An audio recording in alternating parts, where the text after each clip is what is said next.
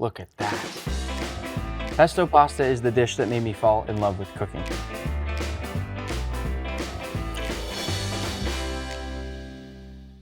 The first step in my pesto pasta recipe will make your kitchen smell amazing. It involves just taking a simple head of garlic, then chopping off the very top just enough to expose the garlic underneath. And then I'll place this into a little mini oven-safe pot and cover it most of the way with olive oil, as well as a little sprinkle of salt and some fresh cracked pepper. I'll cover this and place it in the oven while we finish the rest of our steps. To make our fresh pasta, I'll use a combination of semolina flour, which gives chewiness, and 00 flour, which will give silkiness. I'll mix these both up with a fork to fully combine. And as a quick note, if you can't find 00 flour, you'll be just fine with all-purpose flour. And once that's fully mixed, I'll dump it out right on the center of my cutting board, just like that. And now using the same bowl we just mixed it up in, press it out to make a little well. We do this to make a little hole where we can add our wet ingredients to finish the dough. Now in we go with a bit of warm water. The reason we're using warm water is because it hydrates the semolina faster. And then using that same fork we just used to whisk, we're gonna pull in the flour from the outsides of the well, making sure not to break any of the edges while we pull everything in and slowly combine. This is a really fun but also gradual process. You must be patient. I find it also helps to keep a bench scraper handy, especially once you start pulling in that flour from the outside. Make sure everything is fully combined. Your initial goal is to get this all into one big lumpy ball. Eventually you can ditch the utensils and get in there with your hands. It's really fun to work with because that warm water keeps this dough really nice and cozy. And this process always reminds me of making warm homemade Play-Doh when I was a kid. Work the dough just like you would a normal pasta dough, using one hand to push it up each time while you use the heel of your palm on the other hand to push it down. And when you've eventually been kneading for 5 minutes, toss it in a plastic bag and leave it to rest for 20 to 30 minutes at room temperature. While our dough is resting, let's make our pesto. I love pesto. Funny story, I have a friend who thought pesto just grew on a tree, that it was just its own ingredient. It's not, but it is very simple. It's only 5 ingredients. And the main ingredient is basil. The first step with the basil is to just rip all the stems off. But if you accidentally leave a couple stems in there, they still taste totally fine, but it is best generally to remove as many of them as you possibly can. And I'm making a lot of pesto here because whenever I make it, I just make it in batches. Then you can use it on different dishes for the rest of the week and it's delicious. That is the biggest basil leaf ever. Similar to the garlic that's roasting in our oven right now, this is gonna make your kitchen smell amazing. As you pull the basil off all its stems, it's gonna release this beautiful, incredible aroma all through your kitchen. I truly believe that pesto is one of the best smelling things you can make in the kitchen. This looks like a lot of basil right now, but basil's sort of like spinach. You hit it with just a little bit of heat and it turns into almost nothing. Okay, almost there. Okay, great. Once you've removed all the stems off your basil, take a pot of boiling water and then drop your basil in for just 15 seconds. Do this fast. What we're doing right now is called blanching our basil. It's gonna make it bright green and also make the taste much more mild. Already, this is done, so I'm gonna take it out, drain off that water, and place it down onto a towel-lined baking sheet. You can even see in this pot here that some of that green color came right off the basil. And now over here, I'm gonna quickly spread out that basil and then pat it dry with another towel. Once you feel like you've gotten it pretty dry, go ahead and place this into the fridge to cool down. Again, you want to do this quick. By now, our garlic should be done. You're going to want to watch and listen to this thing carefully.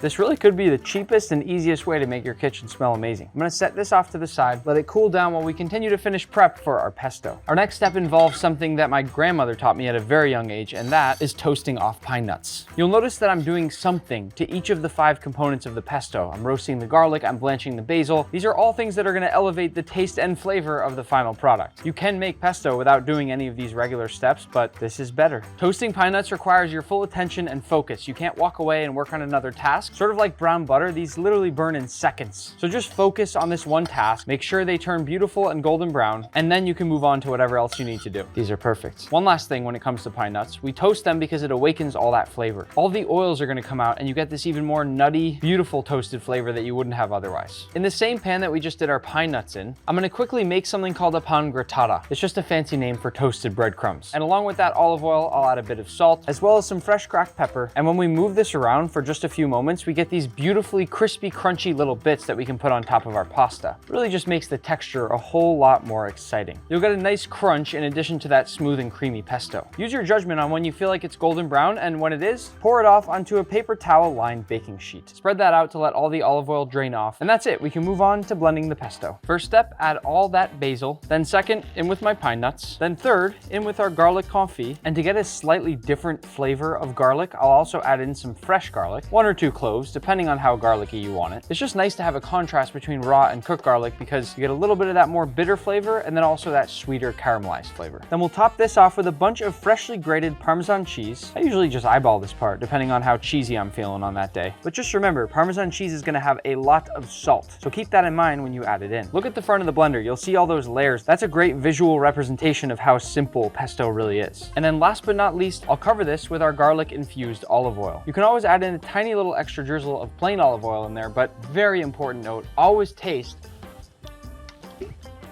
the olive oil that you're gonna use for pesto, because a bitter olive oil at the last second can totally ruin your pesto. And finally, lid on. Optionally, you can also throw an ice cube in, and that can counteract the heat of the blender once it starts going to keep your pesto nice and green. Some people say it even makes it a little bit more fluffy in consistency. And then blend on low. You can slowly increase the intensity, you just don't wanna over mix this. You'll wanna let this go until it reaches the consistency you want. It's like peanut butter. Some people like it crunchy with more texture, whereas some people like it creamier and more blended. This is exactly where I like mine. Our pesto is done, which means it's time to shape our pasta, my favorite part besides eating it. As a first step, use your bench scraper to trim that ball of pasta into a few nice strips. They should look about this size. Now save one and put the rest in your bag, that way these won't dry out. And then working from the center outwards, start to roll. If you want, you can switch your work surface to something with a bit more grip. I'm just doing this on a cutting board because it's easiest for you to see. And once your dough is about this thickness, you can go ahead and start to cut. You'll want really small, cute little pieces, just like these. And they're actually gonna look quite similar to little baby gnocchis because this part of the process is really similar to how you'd make that. Take them now and roll them each into a little ball. We're making a pasta shape called orecchiette, and it translates from Italian to little ears. You'll see why in just a moment. Take a regular knife that has those little small ridges like this one here. Push the knife into the pasta and begin to pull it back, watching the pasta roll over onto itself. When you reach almost all the way to the end, pick it up and place your thumb on the bottom of the pasta, then flip it inside out. If you flip it over from here, you can see exactly why they're called little ears. Does this look like an ear? Feels like it looks like an ear. As you continue to learn how to do it, you can move faster and faster. It can be a little frustrating to figure out at first, but it eventually becomes a really, really fun process. And I'll show you exactly why I chose this type of pasta. Obviously, there are so many different shapes of pasta that you can choose when you go to make any dish, but if you look at this shape, it's basically a perfect little cup for that pesto. In fact, both sides of the pasta have great surface area to hold all of that pesto. If you want to sit there for a few hours, you can do this as long as you want. It really just depends how hungry you are. See if you can find the one that looks most like an ear. There is a right answer. After all your hard work so nothing sticks, hit all your pasta with a bit of semolina, a nice dusting from as high up as possible, and mix them all through it so that everything is coated. Toss these on a baking sheet to rest before we cook.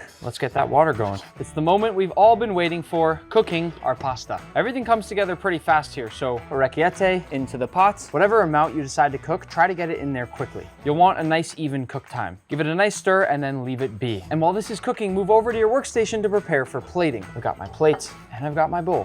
Lemon, crispy breadcrumbs, and a little burrata cheese. Moving back over, fresh pasta cooks like that. Once it starts to float, that's usually a good sign that it's done. Still, I always think it's a great idea to grab one, give it a quick taste.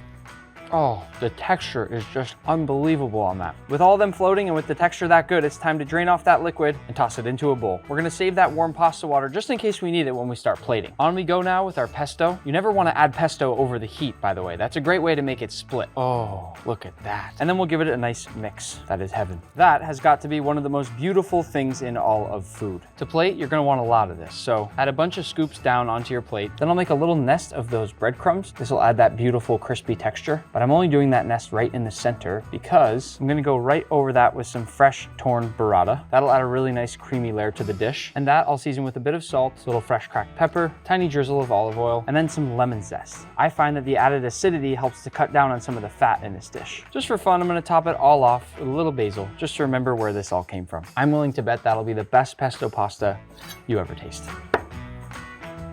I used to have a hamster named Pesto.